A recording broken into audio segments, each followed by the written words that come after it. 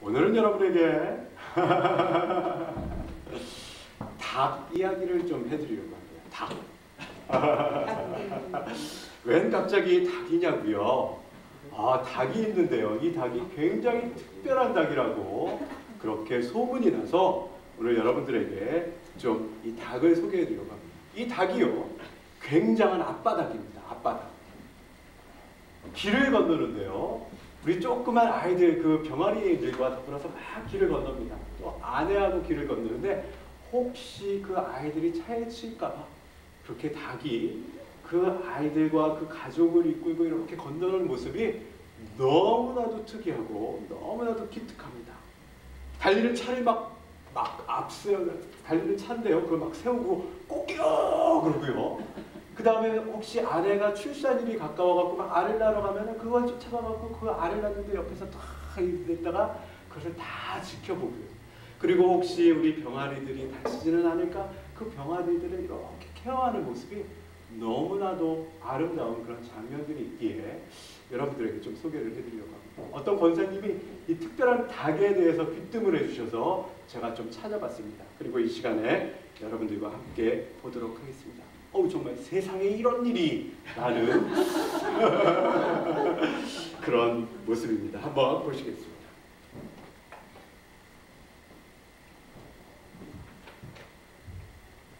아빠 소기를 따라서 선선 그랬다는 듯이 달려나가는 닭들. 혹시나 무리에서 뒤처질까 부지런히 종종종종 가기 시작한다. 얘들아! 잘 가고 있던겨?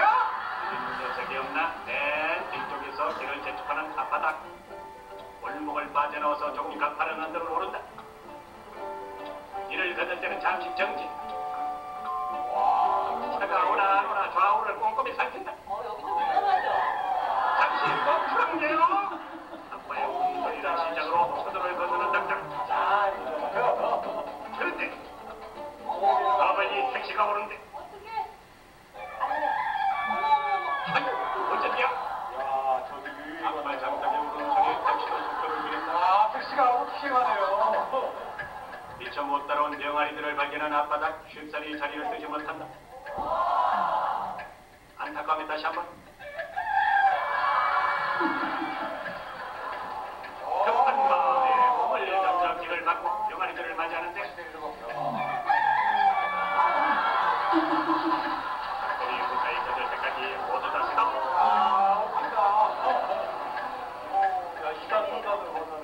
다행히 모두 다 별탈 없이 길을 건널 수 있었다.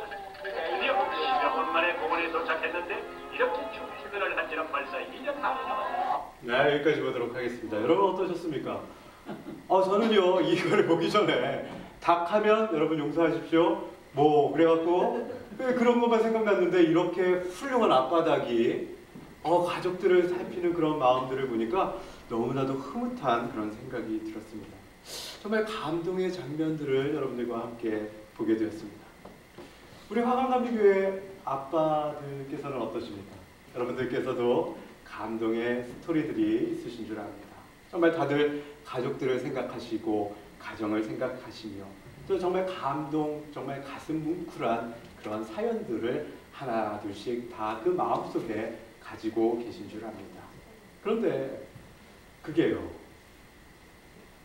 아니 이 미국에 살면서 그 영어 때문에 우리 영어 잘하는 아이들이 때로는 그 아빠를 무시하기도 하고요. 본의 아니게 우리가 그 무시당함 속에서 그렇게 살고 있습니다.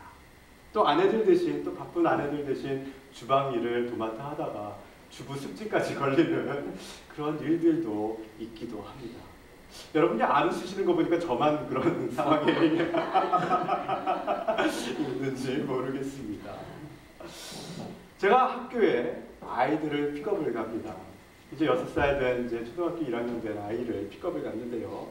아이 친구가 있길래 그 아이 친구에게 한국말로 제가 뭐라고 얘기를 했습니다. 근데 그 아이 친구가 잘 못 알아듣더라고요. 그래서 제가 그 아이 친구에게 다시 한국말로 얘기를 했습니다. 너 오늘 뭐 친구들하고 안 놀아? 볼차기 안 해? 볼 갖고 안 놀아? 그랬더니 그 녀석이 이렇게만 쳐다보고 있는 겁니다. 그때 저희 아이가 그 아이에게 저를 가리키면서 손가락으로 이렇게 하면서 he's Korean, he's Korean.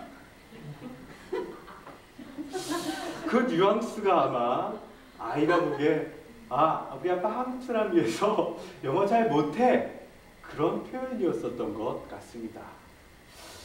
딱 그 표정을 바라볼 때 제가 이런 생각을 가졌습니다. 어안이 벙벙하기도 하고요. 그래도 속에서 좀 치밀어 오르는 그 무슨 감정이, 그래도 나도 명색이 미국에서 영어로 논문 쓰고 박사학위 받은 박사인데 아이에게는 아무런 그런 소용이 없었다라는 그런 생각이 듭니다. 또 우리 아이가요, 숙제를 할 때는요, 엄마를 꼭 기다리다가 숙제를 합니다. 아빠가 도와주겠다고 그렇게 얘기를 하는데도 엄마가 학교에서 올 때까지 꼭 기다리다가 그제서야 숙제를 하고 있습니다. 그래서 저는 이런 이야기들을 여러분들에게 드릴 때 저는 참 자신 있게 여러분들에게 드리는 이유가 긍정적으로 생각하기로 했습니다. He's a Korean. 역시 우리 아들도 인정하는 그런 당당한 대한민국 국민이구나 라고 그렇게 생각을 합니다. 영어 하니까 여러분 또 무슨 얘기가 있는데요. 한국에서 이제 막 갓 이민 오신 분이 데리 가게에서 일을 하게 됐답니다. 여러분 영어 때문에 얼마나 힘드십니까? 얼마나 스트레스를 받으십니까? 그런데 어느 날 강도가 권총을 들이대고서 hold up! 그랬답니다. 그랬더니 이 한국 분이 hold up! 그런 얘기를 못하고 I don't have a hold up. I have a 7up. 이렇게 얘기했다라는 그런 우스갯소리도 있는데 영어 그러면 정말 저희가 그런 스트레스 속에서 살고 있습니다. 미국은 30년 됐고요. 40년 된 여러분들은 어떠십니까? 혹시 아직도 그런 스트레스를 받고 살고 계시지는 않습니까? 그래도요, 그 지긋지긋한 영어 하면서 이 미국 땅에 사시는 이유가 무엇입니까, 여러분? 우리 자식들 그래도 좋은 교육 시키겠다고, 우리 가정 그래도 내가 아버지에게 물려받은 그런 가정의 모습보다도 더 큰 훌륭한 가정을 만들어 보시겠다고 한국에 돌아가지 않으시고 지금도 피땀 흘리면서 열심히 일하시는 우리 부모님들, 그런 부모님들의 모습이지 않습니까? 오늘 그 가정을 한번 살려보겠노라고 내 몸 하나 돌보지 않으시고 그리고 열심히 일하시는 우리 부모님들, 특별히 우리 아버지들께 드리는 말씀이 있었으면 좋겠습니다. 여러분, 세상에도 우리 기독교인들의 아버지만큼 또 세상에는 많은 세상의 아버지들이 있습니다. 그런데 그 세상의 아버지들이 절규하는 몇 가지의 그 목소리가 있기에 제가 좀 몇 가지를 적어서 와봤습니다. 세상의 아버지들이 어떻게 절규하고 있는지, 정말 그 세상의 아버지들의 그 절규의 목소리가 혹시 여러분들의 목소리와는 같지 않은지 한번 살펴보시기를 바랍니다. 한번 들어보시겠습니까? 밖에서 피말리는 전쟁을 치르고 집에 돌아오면 위안을 받고 싶지요. 그런데 집에서는 마치 내가 투명 인간이 된 것 같습니다. 가족들 눈에 보이지 않는 그런 투명 인간 말입니다. 어쩌다 눈에 띄어도요, 왕따지요, 왕따. 마누라와 자식 먹여 살리느라고 하루 종일 땀 흘리는데도 그걸 알아주기는커녕 인사조차 못 받습니다. 요즘 불경기라서 날이 어렵고요. 집에서도 웃을 일이 없고 그래서 참 마음이 착잡합니다. 담배나 피우려고 한 대 피우려고 베란다에 서 있으면 가끔 떨어져 죽고 싶다는 충동을 느낍니다. 여러분, 세상에 이런 시도 있습니다. 김현승님의 아버지의 마음이라는 구절 중에 한 구절을 여러분들께 읽어드리려고 합니다. 아버지의 눈에는 눈물이 보이지 않나. 그러나 그 아버지가 마시는 술잔에는 눈물이 반이다. 라는 그런 시의 시구입니다. 여러분의 마음들은 어떠십니까? 이런 이야기들을 들을 때 여러분들 똑같은 심정이시지 않으신지요? 설령 내 아내가, 설령 내 자식이 여러분의 노고와 여러분의 수고를 인정해주지 않는다 할지라도 여러분, 이 말씀을 들으시기 바랍니다. 하나님께서는 여러분의 노고와 그 수고를 모두 알고 계십니다. 왜냐하면 하나님께서는 여러분들을 사랑하시기 때문에 그렇습니다. 기독교는 문제를 주는 종교가 아닙니다. 기독교는 문제에 해답을 주는 종교입니다. 여러분 어떤 문제를 가지고 계실지라도 하나님께 가지고 나오시기를 바랍니다. 그러면 하나님께서 답을 주실 것입니다. 아멘. 가정의 문제, 여러분 아버지로서 어떤 자존감의 문제, 내 사업의 문제, 그리고 내가 말 못할 고민들, 여러분 그 어떤 것이라도 하나님께 가지고 나오시기 바랍니다. 하나님께서 해결해 주심을 여러분 믿으시기 바랍니다. 아멘. 여러분 누가복음 15장을 보시면 여러분 잘 아시는 탕자에 대한 이야기가 나옵니다. 탕자는 아버지의 재산을 유산으로 받아서 세상에 나가서 세상의 방법대로 자기 마음대로 그렇게 살다가 실패합니다. 정말 이제는 더 이상 할 것이 없어서 돼지 치는 자가 되어서 돼지가 먹는 쥐염 열매를 먹습니다. 살다가 내 방법대로 살다가 그래도 죽어도 내 방법대로 살겠다고 그렇게 하지 않고서요. 그저 하나님께 돌아옵니다. 그것이 바로 아버지께로 돌아오는 탕자의 모습이었습니다. 여러분 그 결단 사실 쉽지 않습니다. 내가 이렇게 잘해보겠노라고, 내가 보란듯이 이렇게 성공해보겠노라고 밖에 나갔었다가 그랬다가 다시 아버지께로, 하나님께로 돌아오는 것 쉽지 않습니다. 그러나 여러분 결단하시기 바랍니다. 지금이라도 결단하시고 돌아오실 때에 하나님께서 여러분을 그대로 받으시는 줄 믿으시기 바랍니다. 여러분 그 하나님의 품 한번 생각하시고 그 하나님께서 여러분들을 안아주시는 그 푸근한 그 마음 여러분 한번 경험해 보시지 않으시겠습니까? 여러분이 결단하실 때 우리의 가정이 삽니다.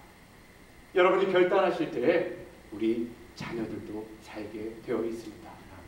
그래서 오늘 여러분 설교의 제목이 자녀를 위한 위대한 결단입니다. 어떤 것이 위대한지 여러분들과 함께 보도록 하겠습니다. 오늘 성경 말씀 제가 한번 다시 읽어보도록 하겠습니다. 만일 여호와를 섬기는 것이 너에게 좋지 않게 보이거든 너희 조상들이 강 저쪽에서 섬기던 신들이든지 또는 너희가 거주하는 땅에 있는 아모리 족속의 신들이든지 너희가 섬길 자를 오늘 택하라. 오직 나와 내 집은 여호와를 섬기겠노라. 오늘 나와 오직 내 집은 여호와를 섬기겠노라라고 그렇게 말씀하고 있습니다. 오늘 본문은 여호수아서 마지막 장입니다. 그 마지막 장 중에서도 클라이맥스라고 할 수 있는 부분입니다. 이스라엘 백성이 이제는 정복한 가나안 땅에서 안정감을 찾고 있습니다. 전쟁도 거의 모두 다 끝나가고 있습니다. 그리고 마을 이곳저곳에 정말 도시가 형성되고 있고 번영이라는 그런 단어들이 들리기 시작하고 있습니다. 그러다 보니 생활 속에서 점점 우리 하나님을 잊고 살고 있게 됩니다. 이제 좀 먹고 살만해졌다고 그래서 이제는 그곳을 인도하신 하나님을 잊고 사는 것이었습니다. 그러다 보니 이제 핍박하던 그 애국 문화에 대한 향수가 모락모락 피어오르기 시작을 합니다. 아, 그때가 더 좋았었던 것 같아. 그때 했었던 그것, 내가 한국에서 했었던 그것 여기서도 그렇게 해보면 될 것 같아 라는 그런 생각이 듭니다. 또 한편으로 가나안의 이방 문화에 대한 우상에 대한 묘한 호기심이 생기기 시작하며 그것에 대한 매력까지 느끼게 됩니다. 그리고 그것을 그대로 놔두다 보니 우리 자녀들이 그런 이방 문화에 휩쓸려서 그렇게 살고 있습니다. 오늘날 미국에서 사는 우리 모습이 아닌지 모르겠습니다. 오늘 본문은요, 철부지를 두고 죽게 된 한 아버지의 유언처럼 철없는 백성을 두고 떠나는 지도자 여호수아의 설교에 안타까운 마음이 서려 있는 그런 말씀입니다. 거기에 우리 여호수아가 우리 사람들에게 이야기하기를 결단의 촉구가 있는 것입니다.